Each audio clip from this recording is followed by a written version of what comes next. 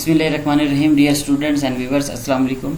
Law gate का तीसरा portion जो हम डिस्कस करेंगे वो है इंटरनेशनल लॉ, और इसके टोटल मार्क्स हैं 5। तो जो मेरे पास आज पिक्स आई हैं लॉ गैट के हवाले से इंटरनेशनल लॉ की, वो हम आज इसके आंसर जो हैं वो डिस्कस करेंगे। तो सबसे पहले आइए, पॉइंट 3 वो कहता है इंटरनेशनल लॉ से ये रेलिवेंट है। As per article 26 of statute of the International Court of Justice, the court may from time to time from one or more chamber composed of dash judges as the court may determine for dealing with particular categories of case, for example labor case and cases relating to transit and the communications। और इसमें उन्होंने जवाब दी हैं A1, 2 और मोर, 3 और मोर। तो इसका सही जवाब जो है वो है डी है 3 और मोर। नेक्स्ट चलिए,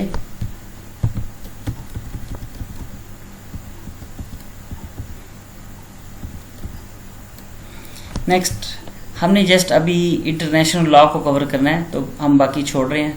अगर पॉइंट 5 पे आइए जो डील करेगा इंटरनेशनल लॉ को, as per article 3 of the charter of the United Nation, the original member of the United Nation shall be and the states which having participated in the United Nation Conference of International, ये थोड़ा सा ब्लोर है इसलिए पढ़ने में ज़रा परेशानी है, organization and dash of having previously signed the declaration of by United Nation of January 1st 1942, sign the present charter and ratify if the accordance with article 110।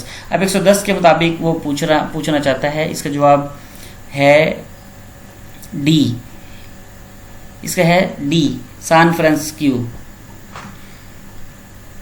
अब आइए नेक्स्ट चलते हैं।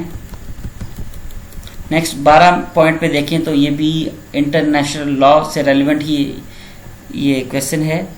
As per article 33 of statute of the International Court of Justice, the expenses of the international court of justice shall be borne by dash in such a manner as shall be decided by the general assembly।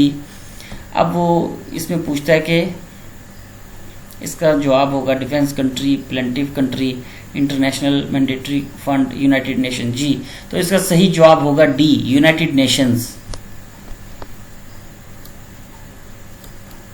इसका सही जवाब है United Nations. Next आते हैं,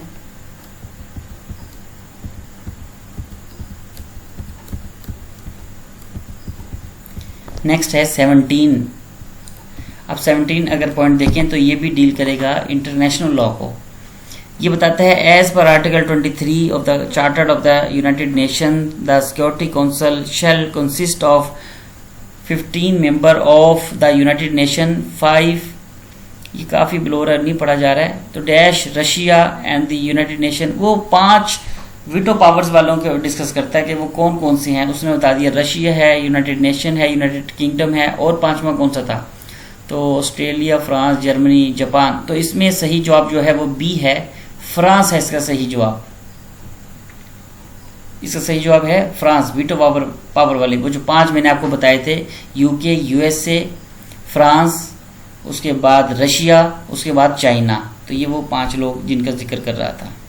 ये मैंने आपको बताया भी था कि ये 5 वीटो पावर्स वाले लोग आपने याद रखने हैं। इनमें से कोई एक स्किप करके वो आपसे पूछ लेगा, और आप देख सकते हैं कि पॉइंट 17 पे उसने ऐसे ही किया है कि फ्रांस को उसने स्किप कर दिया है, बाकी 4 उसने मेंशन कर दिए हैं। तो यही 5 परमानेंट लोग थे, China, Russia, United kingdom and United state, और 5वां था इसका फ्रांस। और इसका एक मेरे पास मिसिंग है, तो उसका जवाब मैं नहीं दे सकूंगा क्योंकि मेरे पास वो जवाब नहीं है। अगर आपके पास इसका आंसर है तो काइंडली मुझे आप कमेंट्स कर दें, मैं इसका जवाब फ़ौरन देने की कोशिश करूंगा। दूसरे नंबर पे, डियर स्टूडेंट्स, परेशान होने की ज़रूरत नहीं है। इंशाल्लाह अल्लाह से अच्छी उम्मीद होनी चाहिए। इंशाल्लाह अल्लाह पाक तमाम लॉ गैट के स्टूडेंट्स को कामयाब करे। अपना ख्याल रखिएगा। अल्लाह हाफिज़। नेक्स्ट मिलेंगे।